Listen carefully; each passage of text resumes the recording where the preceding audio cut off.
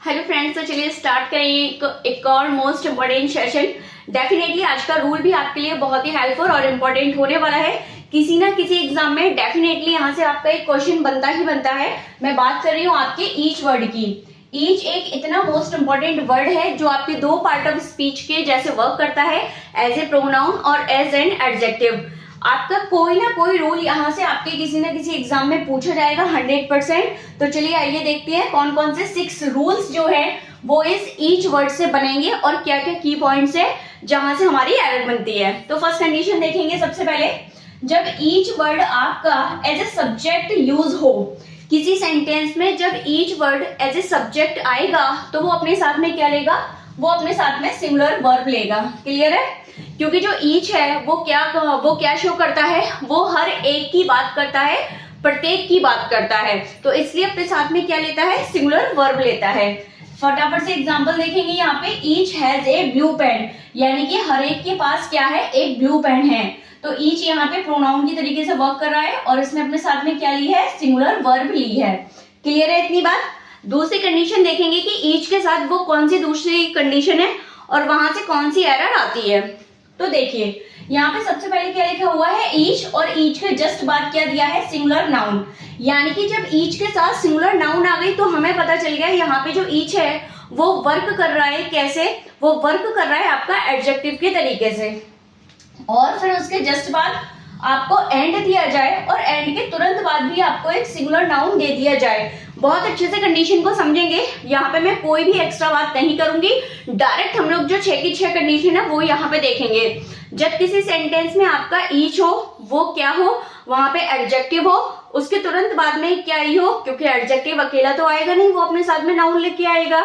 तो उसके जस्ट बाद कोई सिंगुलर नाउन आया हो, फिर आपका एंड दिया गया हो और एंड के जस्ट बाद भी आपको एक सिंगुलर नाउन दिया गया हो। जब ऐसी पूरी कंडीशन आपकी आएगी तो वहां पर भी आपको क्या लगानी है? वहां पर भी आपको सिंगुलर वर्ब का यूज करना है। और यहीं पर आपकी एरर होती है। कुछ लोग यहाँ पे क्या लगा देते हैं? प्लूरल वर्ब, जो कि बिल्कुल क्या है? गलत है। जहां भी ईच आएगा आंख बंद करके आपको क्या लगानी है? सिंगुलर वर्ब लगानी है, चाहे एंड से पहले हो चाहे एंड के बाद क्यों ना हो। इसका भी एग्जांपल देख लेते हैं। यहाँ पे each pen and pencil is red, यानी कि हर एक पेन और हर एक पेंसिल क्या है? रेड है।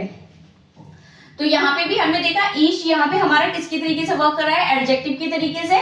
यहाँ पे हमारी एक सिंगुलर नाउन आई है, फिर एंड के तुरंत बाद भी एक सिंगुलर नाउन आई है और हमने यहाँ जो वर्ब यूज की है वो कैसी है? Singular verb. क्लियर है? ईच की दूसरी यहाँ पे दूसरी कंडीशन क्लियर है। फटाफट तीसरी कंडीशन पे चलेंगे। जब किसी सेंटेंस के स्टार्टिंग में ईच आए, ईच के तुरंत बाद आपका सिंगुलर नाउन आए, उसके तुरंत बाद आपका एंड आए और एंड के फिर तुरंत बाद ईच आए और ईच अपने साथ में फिर से सिंगुलर नाउन लेके आए, यानी कि यहाँ भी एंड से पहले और एंड के बाद दोनों कंडीशन में जो ईच है वो किसका काम कर रहा है? वो एडजेक्टिव के तरीके से काम कर रहा है, क्योंकि वो अपने साथ में क्या लेके आ रहा है? नाउन लेके आ रहा है। और जब ऐसी कंडीशन होगी कि एंड से पहले और एंड के बाद ईच आएगा और दोनों के साथ में एक एक नाउन प्लस होगा तो भी वहां पर अपनी क्या लगेगी? सिंगुलर वर्ब ही लगेगी।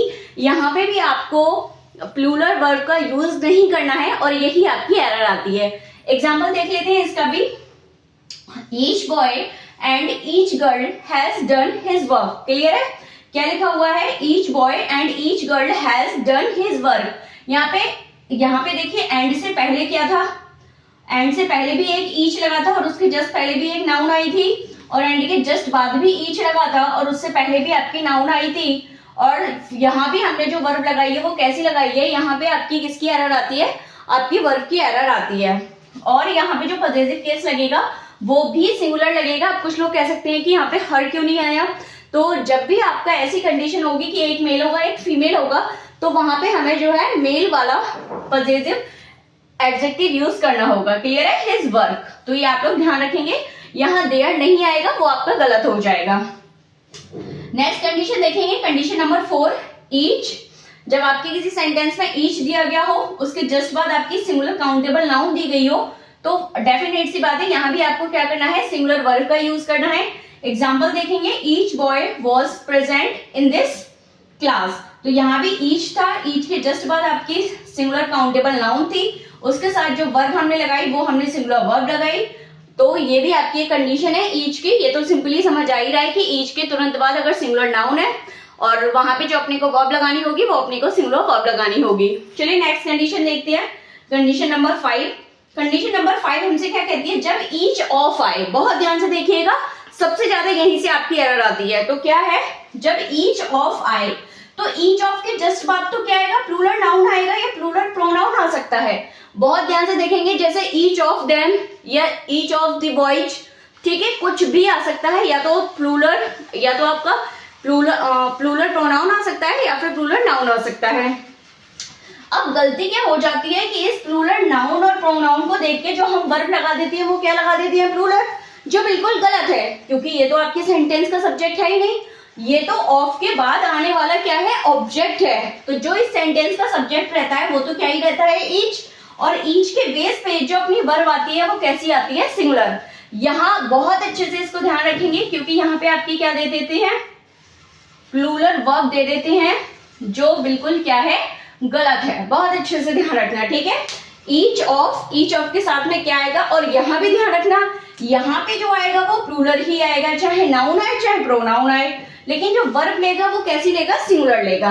तो एग्जांपल देख लेते हैं, each of these 4 pens is red, clear है, each of these 4 pens is red. तो ईच ऑफ का पेयर था, ऑफ के तुरंत बाद क्या था, हमारा प्लूरल क्या था, प्लूरल फॉर्म में आपका ऑब्जेक्ट दिया गया था, दीज 4 पेन्स, ठीक है, आपका नाउन आ गया प्लूरल, और जो हमने वर्ब लगाई है वो हमने क्या वर्ब लगाई है, वो हमने यहाँ पे सिंगुलर वर्ब लगाई है। किसके बेस पे लगाई है, ईच के बेस पे लगाई है, क्योंकि जो हमारा मेन सब्जेक्ट है वो क्या है, ईच है, तो इसलिए हमारी जो वर्ब आई है वो क्या आई है, सिंगुलर आई है।